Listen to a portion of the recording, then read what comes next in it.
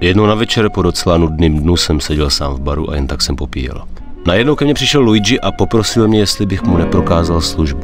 Hele, Tomi, moji dcerku Sáru znáš, že jo? Jo, je to moc pěkná holka, Luigi. Můžeš být pyšnej táta.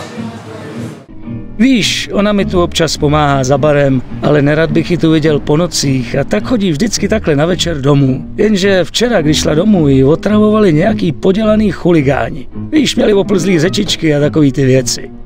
To víš, že se o holku bojím a tak jsem si říkal, jestli bys ji teď nemohl doprovodit. Jsi gentleman, ale máš tady ve čtvrti respekt. Luigi, prosím tě, vůbec si nedělej starosti.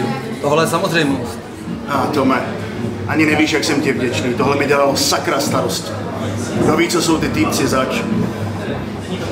A zítra přijď na oběd. Uděláme ti něco speciálního. Sáro, pojď sem! Sáro, tohle je Tomi. Dobrý kluk. Doprovodí tě domů, aby tě zase neobtěžovali ti chuligáni. Ahoj. Ahoj, děkuju moc. Nebude to dlouho trvat, bydlím jenom kousek odsud. Jenom se převléknu a hned můžeme jít. Tak jo, počkám venku.